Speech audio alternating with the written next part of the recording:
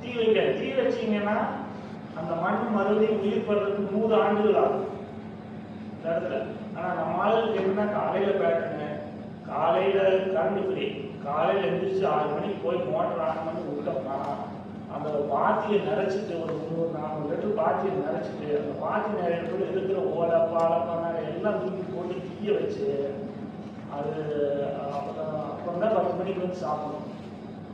அப்படி இருந்தால் தான் பக்காவான விவசாயம் இருந்தால் அந்த கடைசி வரைக்கும் பார்த்தா கடைசி வரைக்கும் தெரியும்.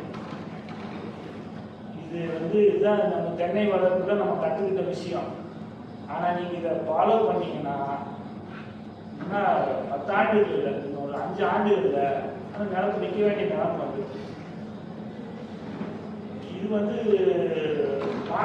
இது மாற்றம் கொண்டு வர வேண்டியது நம்ம தான். அப்போது நம்ம மூடாது போகிறோம். நம்ம வந்துங்க கடந்த ஒரு 15 ஆண்டுகள் அதாவது பயன்படுத்துறது கிடையாது. 15 ஆண்டுகளாக நம்ம தென்னை மரத்துக்கு பாதி கிடையாது. நாங்கள் டெய்லி தண்ணி விடுறது கிடையாது.